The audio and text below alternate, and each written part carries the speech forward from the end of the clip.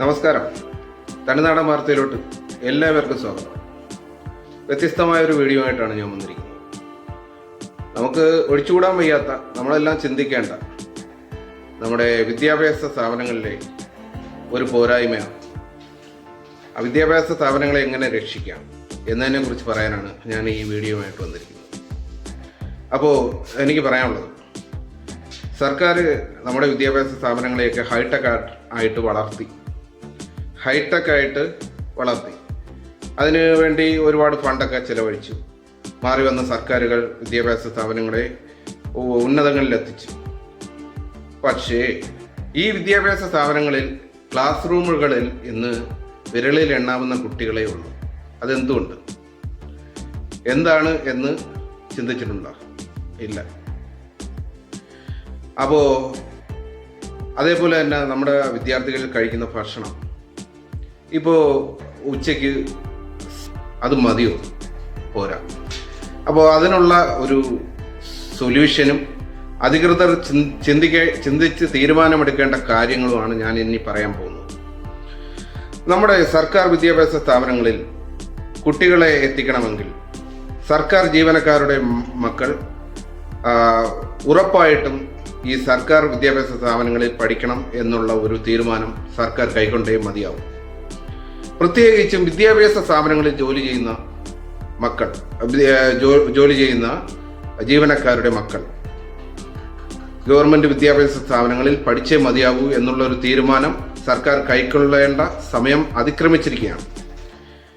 രണ്ടാമത്, കുട്ടികൾ കഴിക്കുന്ന ഫുഡ്. ഇന്ന് നമുക്കറിയാം, ഓരോരോ ജയിലിൽ അവർക്ക് കൊടുക്കുന്ന ഭക്ഷണം, ഒരു ദിവസം ബിരിയാണി, ഒരു ദിവസം മട്ടൺ, ഒരു ദിവസം ചിക്കൻ, ഒരു ദിവസം അങ്ങനെ മീൻ, അങ്ങനെയുള്ള ഭക്ഷണങ്ങളാണ് ജയിലിൽ കൊടുക്കുന്നത്.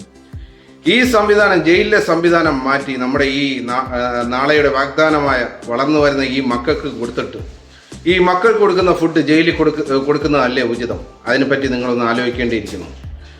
ഓക്കെ, എൻ്റെ ഒരു അഭിപ്രായമാണ്. നിങ്ങളത് ചിന്തിക്കണം.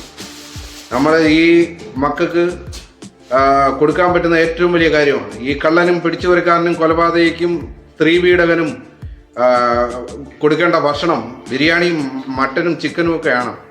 അല്ല, അത് നമ്മുടെ മക്കൾക്കാണ് കൊടുക്കേണ്ടത്, ഈ കുട്ടികൾക്കാണ് കൊടുക്കേണ്ടത്. കുട്ടികൾ ഇത് നല്ല പോഷകാഹാരം കഴിച്ച് വളർന്ന് വലുതായി നാളേക്കുള്ള വാഗ്ദാനമാണ് കുട്ടികൾ. നമ്മുടെ നാടിൻ്റെ സ്വത്താണ് കുട്ടികൾ. ആ കുട്ടികൾക്ക് നല്ല ഭക്ഷണം എത്തിക്കേണ്ടത് സർക്കാരിൻ്റെ കടമയാണ്. അല്ലാതെ കള്ളനും കൊലപാതകയ്ക്കും ജയിലിൽ കൊടുത്തിട്ട് യാതൊരുവിധ കാര്യവുമില്ല. നമുക്ക് തന്നെ അറിയാവുന്നതാണ്, ഗോവിന്ദച്ചാമി ഒരു പെൺകുട്ടിയെ ട്രെയിനിൽ നിന്ന് വലിച്ച് താഴെയിട്ട് മാനഭംഗപ്പെടുത്തി അവനെ പിടിച്ചു ജയിലിലിട്ടു. ഗോവിന്ദച്ചാമി അറിയാലോ, ഒരു ഭിക്ഷക്കാരനായിരുന്നു. അദ്ദേഹം ഒരു 2 വർഷം കഴിഞ്ഞ് കോടതിയിൽ എത്തിയപ്പോൾ അദ്ദേഹം ആകെ മാറിപ്പോയി, സിനിമാ നടന കണക്കായി. അപ്പോൾ അതിനർത്ഥം എന്താണ്? ജയിലിലെ ഫെസിലിറ്റിയാണ് അവനെ അങ്ങനെ ആക്കിയത്. അപ്പോൾ എനിക്ക് പറയാനുള്ളത്, ഒരിക്കലും ജയിലിൽ ഇത്രയും വലിയ സൗകര്യങ്ങൾ ഒരുത്തനും കൊടുക്കരുത്. അത് നമ്മുടെ കുഞ്ഞു മക്കൾക്ക് സ്കൂളുകളിൽ നൽകൂ. അതാണ് എനിക്ക് നിങ്ങളോട് പറയാനുള്ളത്, നിങ്ങൾ ചിന്തിക്കാനുള്ളത്. ഈ വീഡിയോ കണ്ടിട്ട് അധികൃതർ തീരുമാനമെടുക്കൂ. Okay, thank you. അടുത്ത വീഡിയോ ആയിട്ട് അടുത്ത ദിവസം.